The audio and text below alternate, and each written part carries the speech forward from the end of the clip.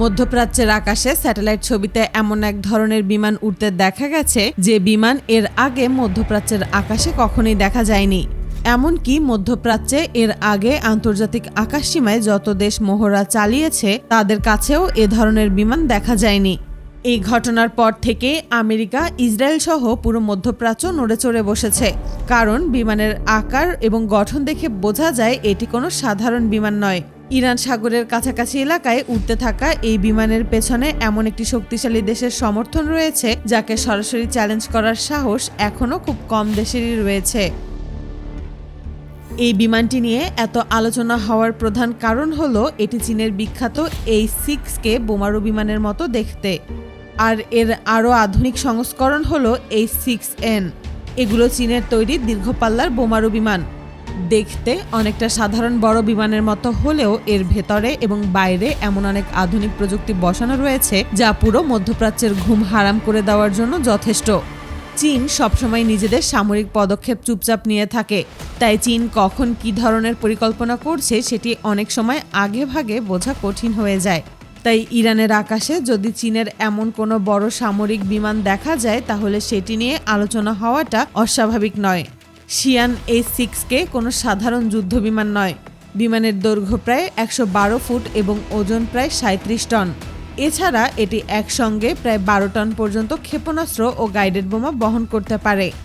H-6 বিমানের নকশা মূলত সোভিয়েত ইউনিয়নের Tu-16 বোমারু বিমানের উপর ভিত্তি করে তৈরি করা হয়েছিল। কিন্তু সময়ের সঙ্গে চীন এই বিমানকে নতুন ইঞ্জিন, নতুন রাডার, নতুন যোগাযোগ ব্যবস্থা এবং আধুনিক সব অস্ত্র বহনের জন্য এটাকে বিশেষভাবে তৈরি করা হয়েছে। এই বিমানের সর্বোচ্চ গতি ঘন্টায় প্রায় 1050 কিলোমিটার। তবে এটি কোনো সুপারসনিক যুদ্ধ বিমান নয়। এর মূল শক্তি গতি নয়, বরং দীর্ঘ দূরত্বে উড়ে যাওয়া এবং দূর থেকে মিসাইল ছোড়ার ক্ষমতা। বিভিন্ন আন্তর্জাতিক প্রতিবেদনে বলা হয়েছে এই ধরনের বোমারু বিমান একবার ফুয়েল লোড দিয়ে প্রায় 6000 কিলোমিটারের বেশি দূরত্ব অতিক্রম করতে পারে। তার থেকেও অবাক করা ব্যাপার হলো এই ধরনের যুদ্ধ বিমান তার শরীরের ভেতরে প্রায় 18 টন পর্যন্ত বিভিন্ন ধরনের বোমা ও গাইডেড মিসাইল বহন করতে পারে। H-6N বিমানটির একটি গুরুত্বপূর্ণ সুবিধা হলো এটি আকাশে থাকা অবস্থায় অন্য ট্যাঙ্কার বিমান থেকে জ্বালানি নিতে পারে। ফলে এই বিমান মাঝপথে মাত্র একবার ফুয়েল লোড দিয়েই পুরো পৃথিবী ঘুরে আসতে পারে। এই বোমারু বিমানের সবচেয়ে গুরুত্বপূর্ণ বৈশিষ্ট্যগুলোর একটি হলো এটি অনেক দূর পর্যন্ত উড়ে গিয়ে শত্রুর কাছাকাছি না গিয়েও দূর থেকে আক্রমণ করতে পারে। প্রতিবেদনে বলা হয়েছে H-6K অনেক দূরপাল্লার ক্রুজ মিসাইল বহন করতে পারে। বিভিন্ন তথ্য অনুযায়ী H-6K এর ডানার নিচে 6টি পর্যন্ত দূরপাল্লার ক্রুজ মিসাইল বহন করার ব্যবস্থা রয়েছে। অর্থাৎ এই বিমানকে কোনো লক্ষ্যবস্তুর একদম কাছে গিয়ে বোমা ফেলতে হয় না, অনেক দূর থেকেই মিসাইল ছোড়া সম্ভব। তবে এই বিমানকে যে শুধু বোমারু বিমান হিসেবে ব্যবহার করা হয় ব্যাপারটা এমন না। এই বিমান উঠতে উঠতেই পুরো একটা বিশাল এলাকার উপর নজরদারি চালাতে পারে, কারণ এতে আধুনিক রাডার, সেন্সর এবং যোগাযোগ ব্যবস্থা রয়েছে। ফলে এই বিমান আকাশে ওড়া অবস্থায় কয়েক হাজার কিলোমিটার এলাকার সামরিক কার্যক্রম নজরদারি করতে পারে।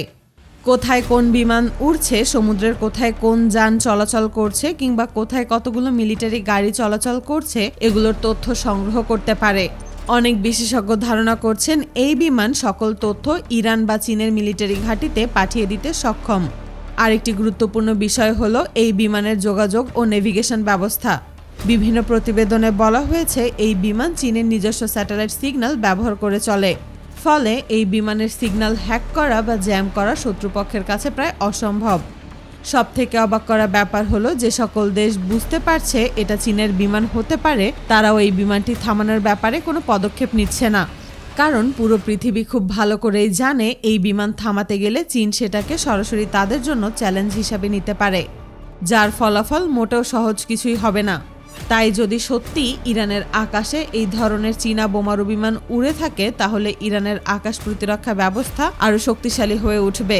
তবে এ ব্যাপারে ইরান বা চীন এখন পর্যন্ত কোনো বিস্তারিত তথ্য প্রকাশ করেনি। তাই সত্যি ইরান সাগরের আকাশে এই ধরনের বিমান উড়ছে কিনা, চীন তাদের কোনো সামরিক মহড়া চালাচ্ছে কিনা এ ব্যাপারে আগামী কয়েক সপ্তাহ বা কয়েক মাসের মধ্যে যদি কোনো নতুন স্যাটেলাইট ছবি বা সরকারি তথ্য অথবা আনুষ্ঠানিক ঘোষণা প্রকাশ করা হয় তাহলে হয়তো পুরো বিষয়টি আরও পরিষ্কার হবে।